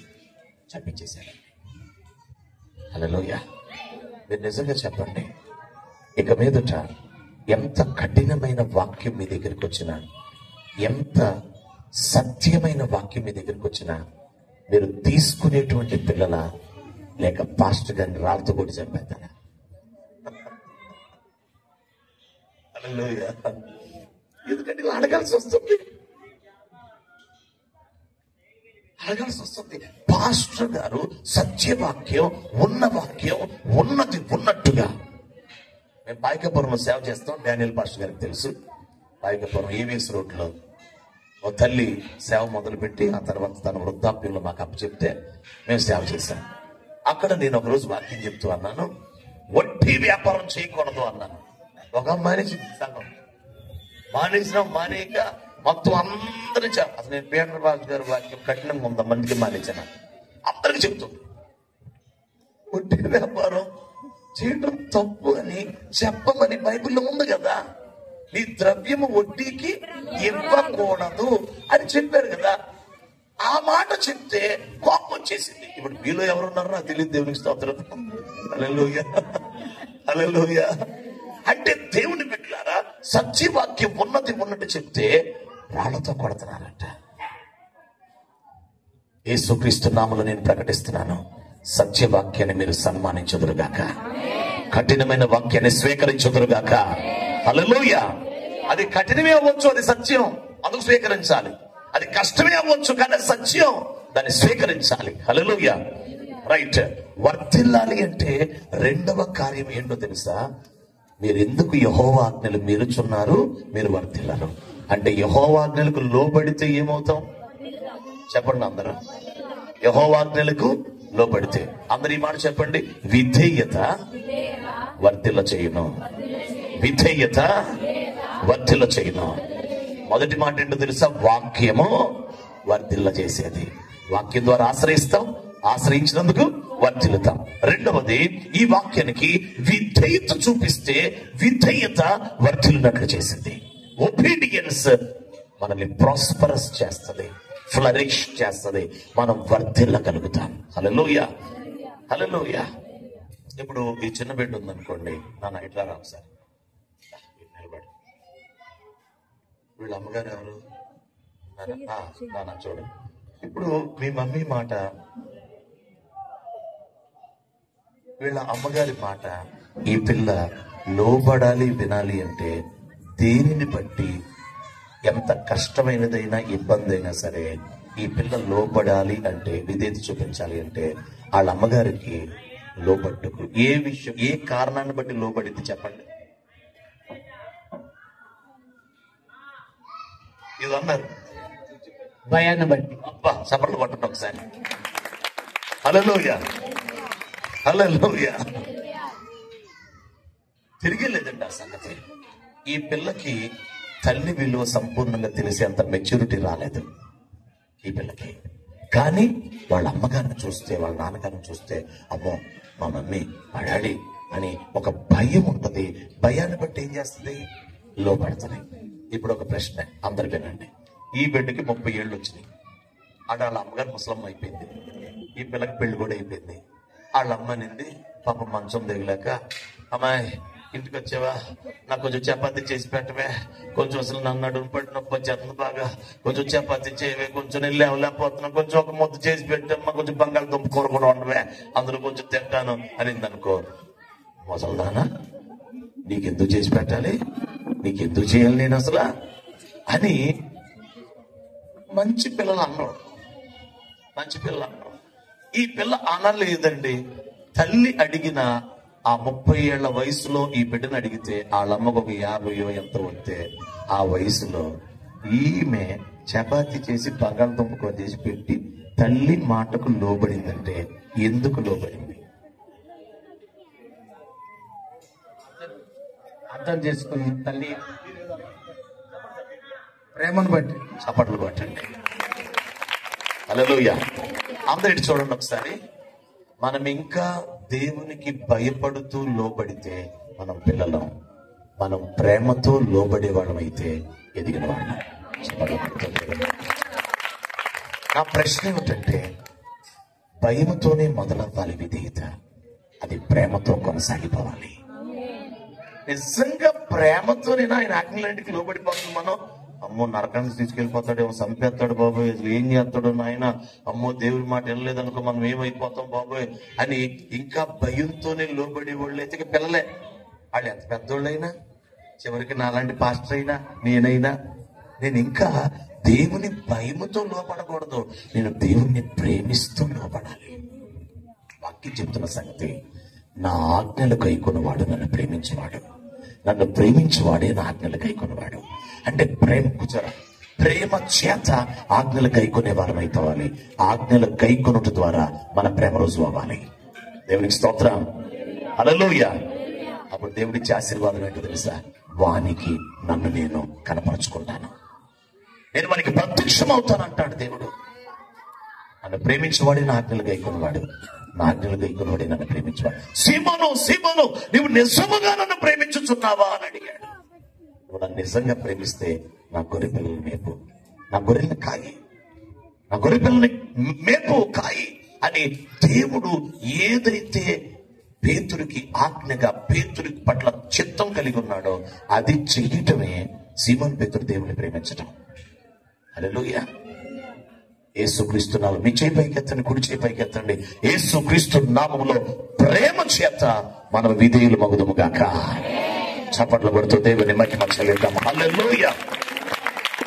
ఒకటి అమ్మా, యెహోవాని ఆశ్రయించి వర్ధిల్లుట అనగా దేవుని వాక్య ప్రత్యక్షత ద్వారా యెహోవాను ఆశ్రయించి వర్ధిల్లటం. రెండవది విధేయత ద్వారా వర్ధిల్లుట. దేవునికి స్తోత్రం కలుగును గాక. మూడో మాట చదవండి, ప్రార్థన చేద్దాం.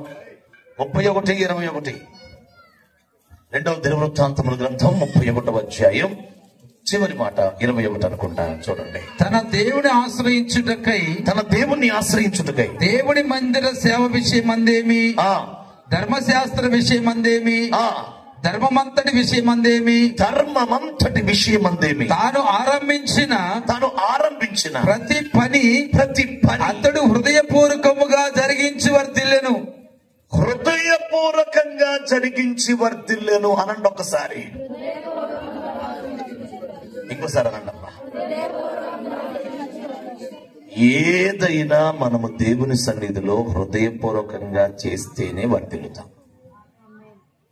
ఆశ్రయించి ప్రార్థన చేయటం, మనసు కోసం, ఆత్మ కోసం, శరీరం కోసం, మనస్సాక్షి కోసం, మన జీవం కోసం మనం ప్రార్థన చేసుకోవటం, ఆత్మీయంగా ఎదుగుటకు ప్రార్థన చేసుకోవటం హృదయపూర్వకంగా చేసుకోవాలి. దేవునికి లోబడటం హృదయపూర్వకంగా లోబడాలి. ఏదైనా హృదయపూర్వకంగా చేస్తే తప్ప వర్ధిల్లుట జరగదు. హల్లెలూయా చెప్పండి, హల్లెలూయా.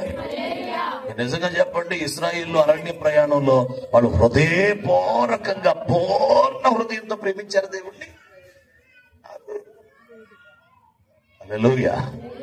అందుకే ఇశ్రాయేలు ప్రయాణంలో ఉన్నటువంటి చిన్నపిల్లలతో దేవుడు చెప్పిన మాట ఏమిటంటే, మోషే ద్వారా మీ దేవుడైన యెహోవా అద్వితీయుడైన యెహోవా, ఆ దేవుడైన యెహోవా మిమ్మల్ని వాగ్దాన దేశంలో చేర్చాలి అంటే మీరు పూర్ణ హృదయంతో, పూర్ణాత్మతో, పూర్ణ బలముతో, పూర్ణ మనసుతో ఈ దేవుడిని యెహోవాను ప్రేమించాలి, సేవించాలి, కనపరచాలి. హల్లెలూయా. వాగ్దాన దేశమునకు చేరాలి అంటే, వర్ధిల్లాలి అంటే హృదయపూర్వకంగా చేయాలి. ఆమేన్. ఆదివారం ఆరాధనకి హృదయపూర్వకంగా రావాలి. ఇంట్లో రాత్రి వేళ ప్రార్థన హృదయపూర్వకంగా చేసుకోవాలి. తెల్లవారుజాము లెగటం హృదయపూర్వకంగా లెగాలి. వాక్యం చదువుకోవటం హృదయపూర్వకంగా చేయాలి. తగ్గించుకోవటం హృదయపూర్వకంగా, సహించటం హృదయపూర్వకంగా, క్షమించటం హృదయపూర్వకంగా, వాక్యాన్ని అనుసరించడం హృదయపూర్వకంగా, దేవుని కొరకు ఉపవాసం చేయటం హృదయపూర్వకంగా, అన్ని విషయాలు హృదయపూర్వకంగా మనం చేస్తే వర్ధిల్లుతాం. దేవునికి స్తోత్రం కలుగును గాక. ప్రియుడా, నీవు అన్ని విషయాల్లో వర్ధిల్లుతున్నట్లు, ఆత్మలో వర్ధిల్లుతున్నట్లు అన్ని విషయాల్లో వర్ధిల్లు అంటున్నాడు. అంటే అప్పటికే అతడు ఆత్మలో వర్ధిల్లటం అనేది పూర్తయిపోయింది. నావేం చూడండి అందరూ, ఆ దైవజనుడైనటువంటి యోహానికి గాయు ఆత్మలో వర్ధిల్లుట కనపడింది, అర్థమైంది. అందుకే చెప్పగలిగాడు, నేను ప్రకటిస్తున్నాను, మరలా మరుసటి సంవత్సరానికి మీరు ఆత్మలో వర్ధిల్లుట కనపడునుగాక. దైవజనులు కనపడాలి, సమాజానికి కనపడాలి, మనం ఆత్మలో వర్ధిల్లుట కనపడేది. కనపడకపోతే నువ్వు ఆత్మలో వర్ధిల్లుతున్నావని ఎట్లా చెప్తాడు యోహాను? వీడా, నువ్వు ఆత్మలో వర్ధిల్లుతున్నావు, అనేది ఆత్మ సంబంధంగా కనపడేది, అర్థమయ్యేది. హల్లెలూయా. యేసుక్రీస్తు ఏమన్నాడు తెలుసా? మీ వెలుగు అన్ని జనుల ఎదుట ప్రకాశింపచేయండి. మన వెలుగు కనపడేది. హల్లెలూయా. పౌలు తిమోతితో ఏమన్నాడు తెలుసా? నీ అభివృద్ధి అందరికీ తేటగా కనపడనేమో. మన ఆత్మీయ అభివృద్ధి కనపడేది. హల్లెలూయా. నేను వచ్చినప్పుడు నేను మీ మాటలు కాదు మీ శక్తిని తెలుసుకుంటాను అన్నాడు పౌలు. అంటే మన మాటలు కాదు, మన శక్తి, మన అంతరంగంలో ఎంత దైవిక శక్తితో మనం నింపబడ్డామో అది కనపడేది. దేవునికి స్తోత్రం. మన ఆత్మీయ అభివృద్ధి, మన ఆత్మను వర్తిలుట ఈ బాంబే కాలనీకి కనబడును గాక, మీరున్న ప్రదేశంలో కనబడును గాక. యేసు క్రీస్తు నామములో మనం ఆత్మలో వర్తిల్లుదుము గాక. అందుకు అంతరంగం కోసం ఆశ్రయిద్దాం, ప్రార్థనలో కూర్చుందాం, వాక్యానికి మనం సంపూర్ణంగా లోపడదాం. ఏది చేసినా దేవుని సన్నిధిలో హృదయపూర్వకంగా చేద్దాం. వర్ధిల్లుదాం. వర్ధిల్లుటకు ఈ సహవాసాన్ని, పరిచర్యని దేవుడు సిద్ధపరచునుగాక, వర్ధిల్ల చేయునుగాక. దేవుడు ఈ మాటలు మన హృదయంలో దీవించునుగాక. అందరూ కళ్ళు మూసుకోండి, ప్రార్థన చేద్దాం. Thank you Holy Spirit God. Thank you Holy Spirit God. మోకరిద్దాం, మోకరిద్దాం. అవకాశం ఉన్న వాళ్ళు మోకరించండి, అవకాశం లేని వాళ్ళు అట్లా కళ్ళు మూసుకోండి, పర్వాలేదు. పరిశుద్ధాత్మ దేవుడు ఒక నూతన కార్యాన్ని చేయబోతూ ఉన్నాడు. Thank you Holy Spirit God. Thank you Holy Spirit God. Hallelujah, hallelujah, hallelujah, hallelujah. ప్రార్థన చేద్దాం, ప్రార్థన చేద్దాం. నోరు తెరిచి మొరపెట్టడం మొదలు పెడదాం. Very good, very good. ఇప్పటికీ కొందరు ప్రార్థించడం మొదలు పెట్టారు, కొందరు మాట్లాడటం మొదలు పెట్టారు. ఈరోజు గొప్ప మర్మమే మనం తెలుసుకోలేదు, కానీ మన ఆత్మీయ జీవితంలో వర్తిల్లుతున్నామా? ఆత్మీయ జీవితంలో మనం వర్తిల్లుచున్నామా? ఆత్మీయ జీవితంలో మనం ఎట్లా ఉంటున్నాం అనే విషయాన్ని దేవుడు మనతో మాట్లాడాడు. అప్పగించుకున్నాం దేవునికి. Thank you Holy Spirit God. Thank you Holy Spirit God. Thank you Jesus. Thank you Jesus. పరిశుద్ధాత్మానికి స్తోత్రాలు నాయన, పరిశుద్ధాత్మానికి స్తోత్రాలు నాయన. హల్లెలూయా, హల్లెలూయా. సేవకులు నడిపిస్తుండగా ఏకీభవిద్దాం. హల్లెలూయా, హల్లెలూయా, హల్లెలూయా, హల్లెలూయా. తండ్రి నీ కొందనాలు, తండ్రి నీ కొందనాలు. హల్లెలూయా, హల్లెలూయా, హల్లెలూయా. నిన్న వాక్యాన్ని బట్టి ప్రతి ఒక్కరు కూడా కళ్ళు మూసుకొని వాక్య వెలుగులో ఈరోజు నువ్వు ఏ విషయంలో వర్ధిల్లుతున్నావో ఒకసారి నేను గమనించుకోగలిగితే, క్షయమైపోయే వాటిలో నువ్వు వర్ధిల్లుతున్నావా, క్షయము కాని దాని విషయంలో వర్ధిల్లుతున్నావా, ఒకసారి నేను పరీక్షించుకో.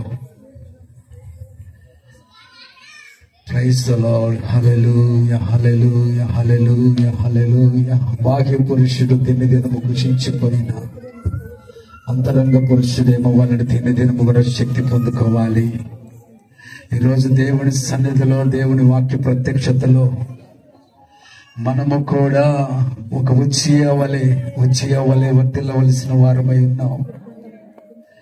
నువ్వు ఆత్మలో వర్ధిల్లిన ప్రకారం నువ్వు అన్ని విషయాలు వర్ధిల్లమని దేవుడు వాక్యాన్ని ఆధారం చేసుకొని దైవ సేవకులు ఈ యొక్క రాత్రి కాలమందు మనతో మాట్లాడిన ప్రతి మాటను మనము విన్నాము కదా. ఈరోజు నీవు అన్ని విషయాల్లో వర్ధిల్లుతున్నట్లుగా చదువులో వర్ధిల్లుతున్నావు, జ్ఞానములో వర్ధిల్లుతున్నావు, ఆరోగ్య విషయంలో వర్ధిల్లుతున్నావు, సంపాదన విషయంలో వర్ధిల్లుతున్నావు, శారీరకంగా అన్ని రంగాలలో నువ్వు వర్ధిల్లుతూ ఉన్నావు కదా. ఈ లోక సంబంధమైన వాటి విషయంలో, పర సంబంధమైనటువంటి దాని విషయంలో నువ్వు వర్ధిల్లుతున్నావా? దేవుడికి ఇష్టమైన విషయంలో నువ్వు వర్ధిల్లుతున్నావా? నువ్వు నిజముగా దేవుడిని ప్రేమించిన వ్యక్తివి అయితే, దేవుడి మాటలు వింటున్న వ్యక్తివి అయితే, దేవుడి వాక్యాన్ని ప్రేమించిన వ్యక్తివి అయితే, ఈ రోజు నువ్వు ఆత్మలో వర్ధిల్లేటట్లుగా నీ జీవితాన్ని కట్టుకోగలుగుతున్నావా? ఈ రోజు మనం దేవుడి సన్నిధిలో ఒక్కసారి తీర్మానించుకోవడానికి ఇష్టపడదామా?